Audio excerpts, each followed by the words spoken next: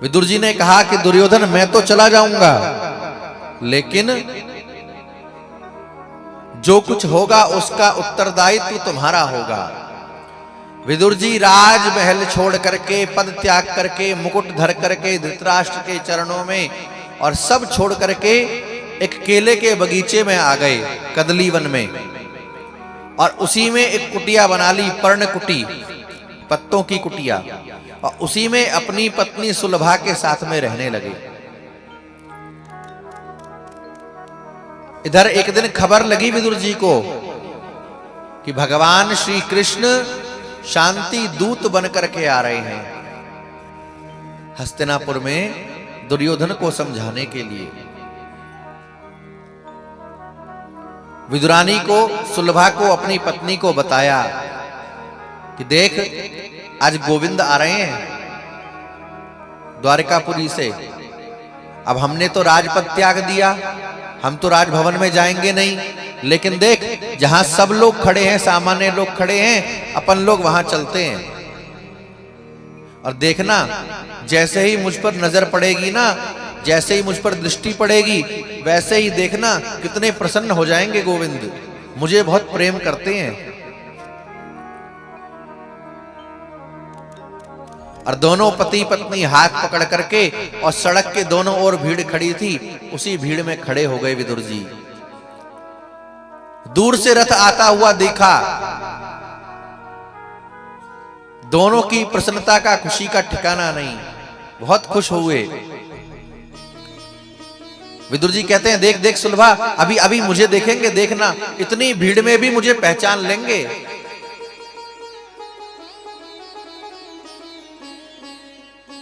रथ नजदीक आया और विदुर जी पर दृष्टि भगवान की गई, और भगवान ने नेत्र झुका करके, मुस्कुरा करके मानो प्रणाम कर दिया। और जब तक विदुर जी ने प्रणाम स्वीकार किया, सिर झुकाया, तब तक हंस पड़े, मुस्कुरा दिए विदुरानी को देख करके।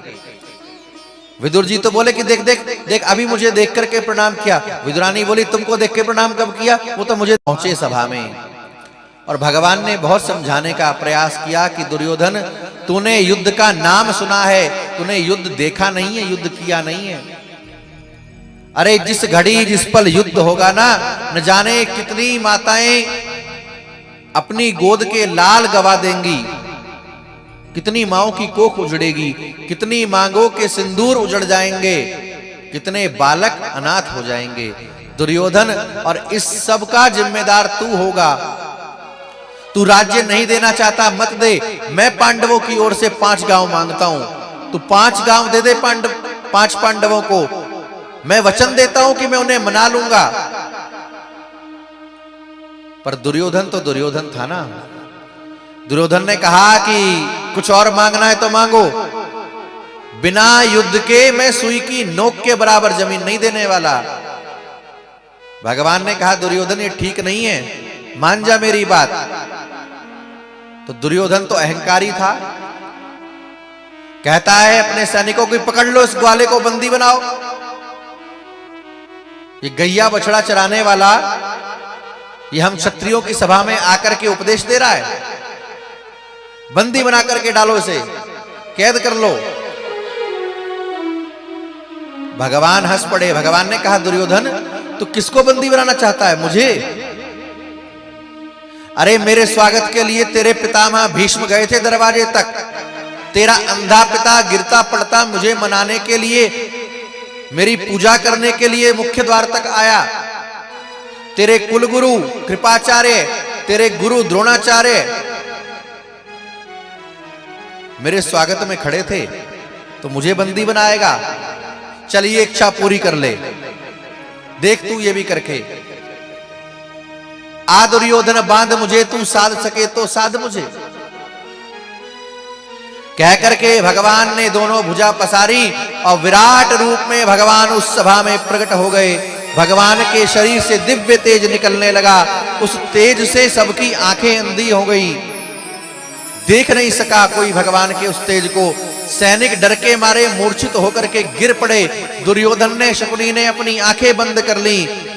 केवल 3 लोग थे जिन्होंने भगवान के रूप का दर्शन किया, पितामह भीष्म, आचार्य द्रोण और विदुर जी।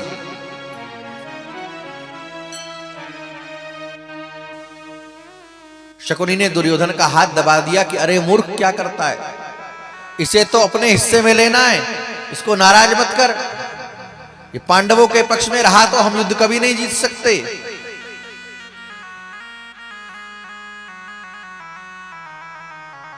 दुर्योधन चरणों में गिर पड़ा, केशव मुझसे भूल हो गई, मुझसे गलती हो गई, क्षमा कर दो। क्या करूं, कभी कभी न जाने मुझे क्या हो जाता है।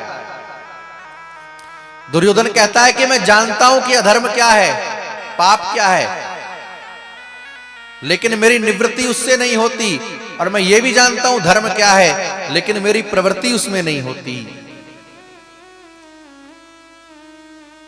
कपटी आदमी बहुत जल्दी रंग बदलता है।